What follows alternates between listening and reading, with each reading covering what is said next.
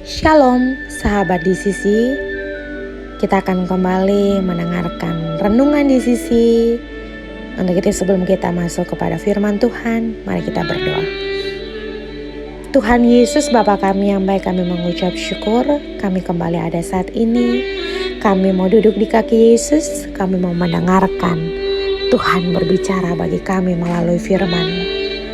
Biarlah Roh Kudus ada di hati kami masing-masing, di pikiran kami, sehingga firman ini dapat menjadi bagian dalam hidup kami dan kami dapat menghidupinya, dan kami mau taat untuk melakukannya.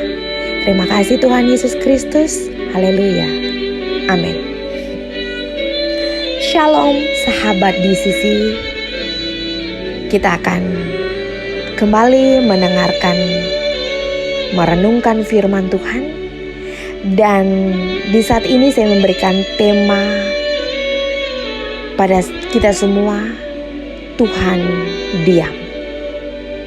Nah, sahabat-sahabat di sisi, dalam kehidupan yang kita jalani, ada banyak hal yang terjadi dalam kehidupan kita. Ada masalah, ada problem kehidupan, ada air mata, tapi juga ada sukacita. Ya, saya mengajak kita semua untuk kembali melihat 4 atau 5 tahun yang lalu ketika kita mengalami pandemi COVID-19. Bagaimana kita ada dalam ketakutan, was-was, waspada, kekhawatiran, kecemasan, bahkan tidak sedikit air mata yang menetes.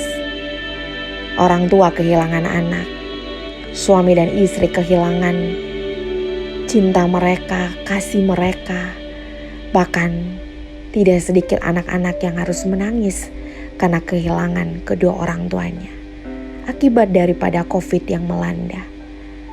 Dan saya percaya pada saat itu semua kita, siapapun kita, dari setiap keberagaman agama dan kepercayaan kita mencari Tuhan masing-masing yang kita percaya dalam kehidupan kita. Kita berdoa memanggil nama Tuhan. Namun belum COVID-19 ini selesai, terjadi perang Ukraina dan Rusia, menambah lagi deretan air mata. Pergumulan demi pergumulan kita naikkan. Bahkan kita bertanya kepada Tuhan, Tuhan, dengan semua yang terjadi dengan keadaan kami, kenapa Tuhan diam? Kenapa Tuhan tidak bertindak? Bukankah Tuhan punya kuasa atas semua ini? Hanya dengan berkata, segala sesuatu dapat terselesaikan. Tapi kenapa Tuhan diam? Ini pun yang terjadi dengan kehidupan saya.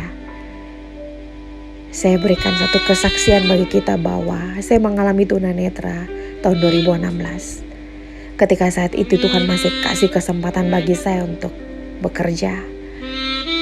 Promosi demi promosi Tuhan berikan kepada saya. Dan tidak pernah terbayangkan dan terpikirkan bahwa saya akan mengalami kebutaan. Dan ketika itu terjadi 12 Februari 2016. Saya tidak mampu melakukan apa-apa. Yang saya hanya lakukan adalah berdoa, memanggil nama Tuhan dan bertanya, Tuhan, kenapa ini terjadi dengan saya?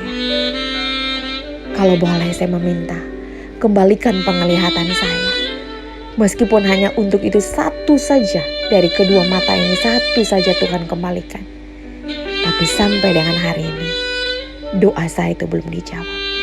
Dan saya tahu mungkin jawabannya tidak. Dan pada saat itu pun saya bertanya, Tuhan, kenapa Engkau diam?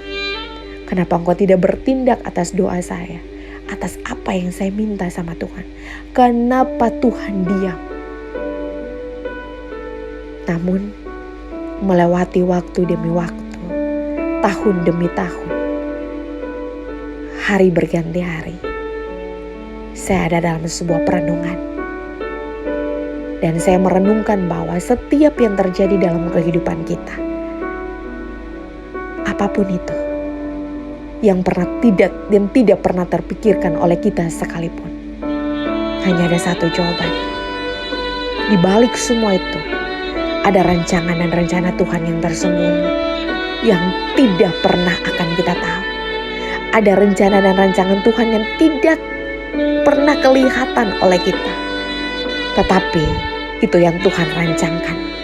Itu yang Tuhan rencanakan bagi saya dan sahabat-sahabat semua. Karena di balik semua itu ada kebaikan dan berkat Tuhan yang akan kita nikmati. Nah, untuk itu sahabat-sahabat di sisi lewat tema ini, lewat kejadian demi kejadian yang boleh kita lewati, saya teringat akan satu kisah dalam firman Tuhan tentang kisah angin ribut diredakan. Dan saya percaya teman-teman, sahabat-sahabat semua pernah bahkan sudah sering mendengar kisah ini. Mari sama-sama kita buka dalam Markus pasal 4 ayat 35 sampai 41. Ya, Markus 4 ayat 35 sampai 41. Saya tidak membacakannya lagi. Tapi lewat Markus 4 ayat 35 sampai 41 ini, lewat firman Tuhan ini, ada 3 ayat yang saya membagikan kepada sahabat-sahabat semua. Pertama kita lihat dari ayat ke-37, di mana di situ berkata, lalu mengamuklah taufan yang sangat dahsyat, dan ombak pun menyebur masuk ke dalam perahu, dan perahu itu pun dipenuhi oleh air.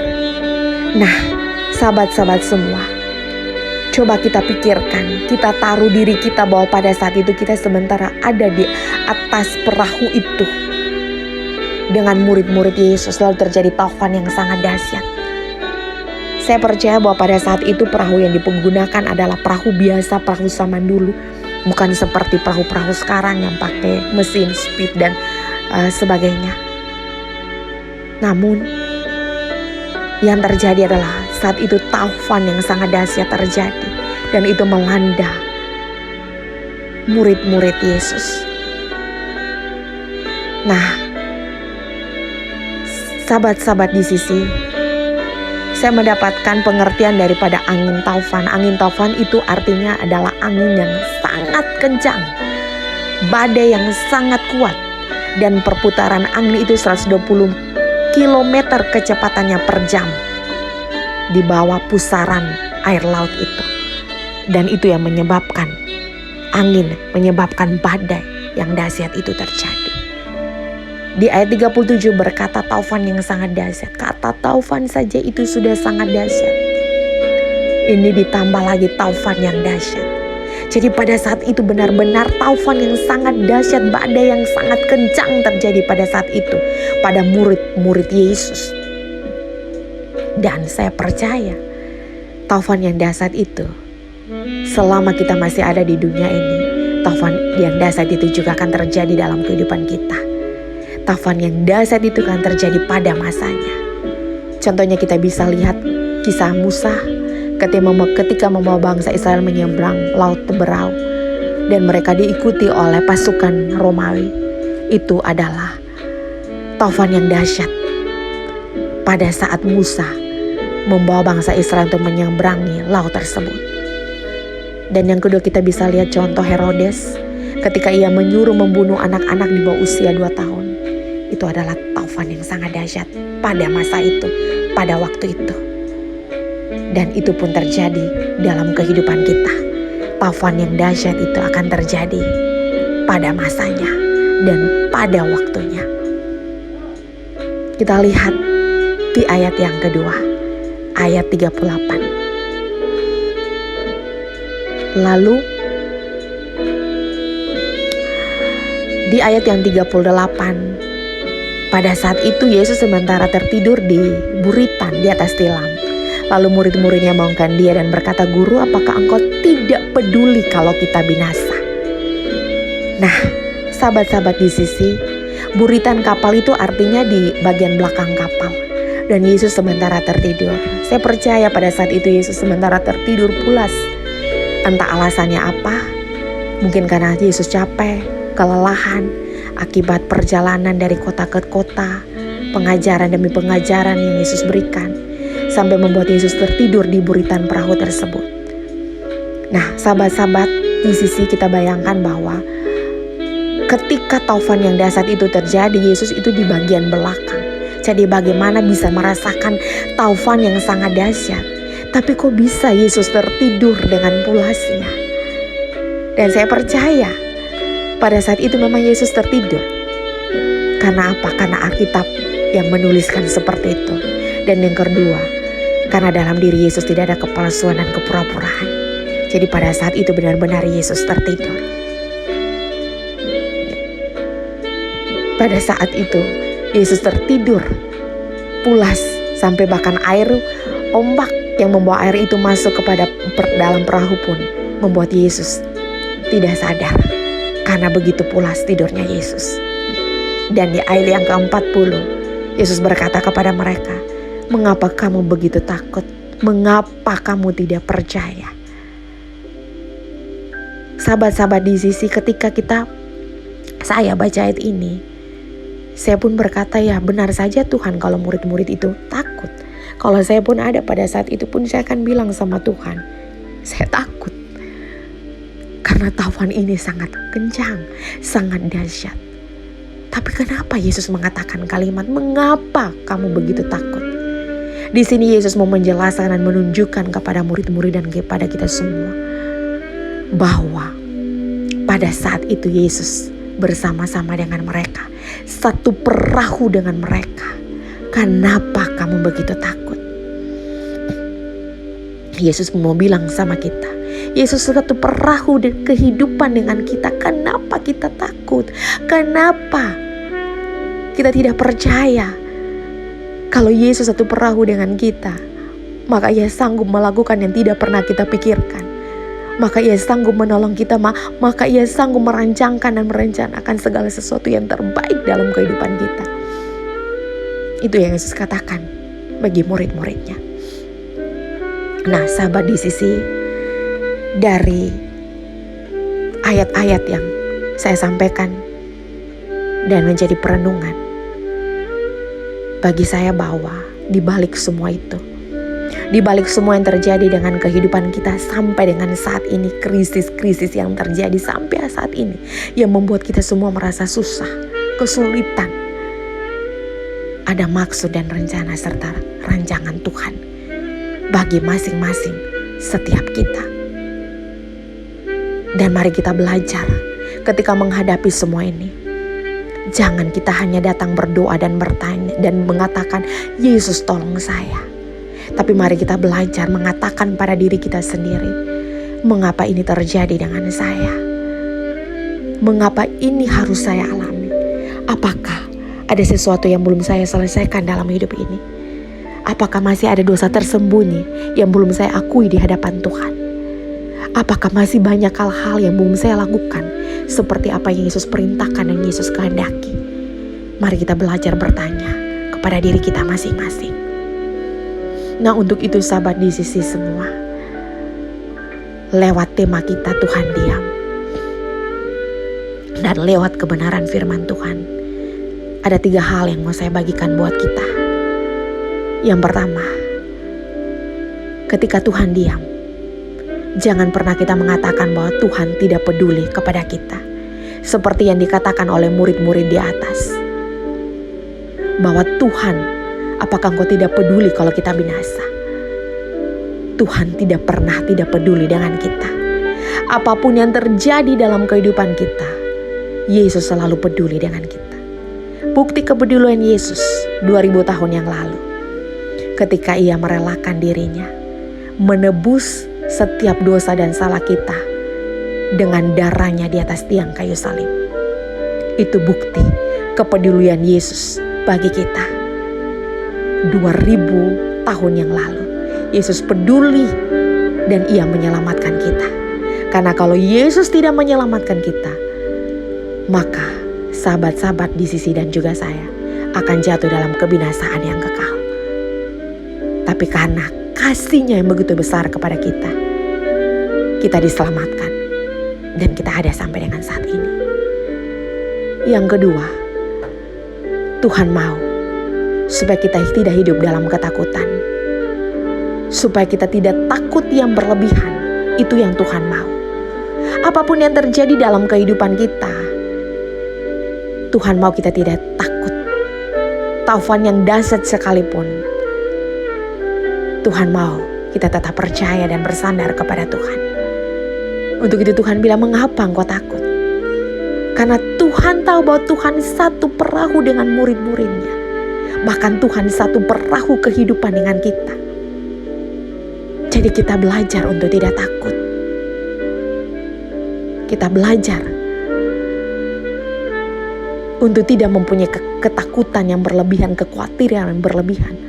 Karena Yesus itu satu perahu dan bersama-sama dengan kita. Jangan sampai kita lebih takut dengan kondisi dan keadaan yang kita hadapi ini daripada takut sama Tuhan. Nah, jadi yang Tuhan mau di tengah kondisi apapun yang kita alami, saat-saat ini kondisi dunia lagi tidak baik-baik saja, krisis keuangan di mana-mana, bahkan banyak orang diberhentikan dari pekerjaannya, dan sudah pasti banyak juga pengangguran. Tapi Yesus mau bilang, jangan takut, berharap saja pada Tuhan. Jangan takut, karena Yesus satu perahu kehidupan dengan kita. Dan satu saya mau katakan, pengharapan di dalam Tuhan itu tidak pernah mengecewakan. Ada satu artikel dan satu statement berkata begini, orang yang takut sama Tuhan, orang yang hidup dalam ketakutan adalah orang yang tidak menghargai keberadaan atau kehadiran Tuhan. Sekali lagi saya katakan, orang yang hidup dalam ketakutan adalah orang yang tidak menghargai kehadiran Tuhan dalam hidupnya. Jadi kalau kita menghargai kehadiran Tuhan dalam kehidupan kita, berhenti hidup dalam ketakutan yang berlebihan. Berhenti untuk hidup takut, bersandar dan berpengharapan sama Tuhan. Yang ketiga, di tengah kondisi keadaan apapun yang kita hadapi, taufan yang dahsyat itu yang hanya bisa menghentikannya cuma satu pribadi, yaitu Tuhan Yesus Kristus. Untuk itu poin yang ketiga, yang kita andalkan hanya Tuhan di dalam kehidupan kita. Apapun yang terjadi dalam kehidupan kita, baik atau tidak baik, suka atau tidak suka, itu mendatangkan kebaikan bagi kita. Tuhan mau katakan bagi kita, di tengah badai, taufan yang dahsyat sekalipun, andalkanlah Tuhan di atas segala-galanya. Belajar untuk percaya dengan janji Tuhan, dan belajar untuk mempraktekkan firman Tuhan itu. Yesaya 17 ayat 5-7 berkata, terkutuklah orang yang mengandalkan kekuatan manusia, orang yang mengandalkan manusia, orang yang mengandalkan kekuatannya sendiri, dan hatinya menjauh dari Tuhan. Diberkatilah orang yang mengandalkan Tuhan, yang menaruh harapannya kepada Tuhan. Mari kita belajar mempraktekkan firman Tuhan ini dalam kehidupan kita, bahwa satu-satunya andalan dalam kehidupan kita, di tengah badai, taufan yang dahsyat, problema apapun yang kita hadapi dalam bentuk apapun, satu-satu yang kita andalkan adalah Tuhan di dalam kehidupan kita. Untuk itu sahabat-sahabat di sisi yang diberkati oleh Tuhan Yesus Kristus, mari kita belajar untuk menyerahkan hidup kita kepada Tuhan. Mari kita belajar untuk melihat bahwa di tengah-tengah keadaan apapun yang kita hadapi, kondisi apapun kita, taufan yang dahsyat dalam kehidupan kita, Tuhan itu tidak diam. Tuhan hanya seolah-olah diam, tapi Tuhan tidak pernah diam. Tuhan bekerja untuk saya dan sahabat-sahabat di sisi. Tuhan ada satu perahu kehidupan bersama-sama dengan kita. Untuk itu, mari kita menyerahkan hidup kita sungguh-sungguh kepada Tuhan. Kita belajar untuk melihat setiap kondisi yang kita hadapi dengan terus hidup mengandalkan Tuhan, dengan terus berserah kepada Tuhan, sambil menantikan kedatangan Tuhan. Tuhan Yesus memberkati kita semua untuk menjadi pelaku-pelaku firman. Mari kita berdoa. Terima kasih Tuhan Yesus, kami sudah belajar mendengarkan kebenaran firman Tuhan di saat ini. Biarlah kami mampu melakukan firman ini dalam kehidupan setiap kami.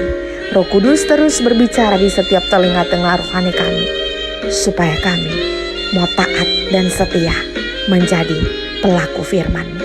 Terpuji nama Bapa, dalam nama Tuhan Yesus kami berdoa. Amin.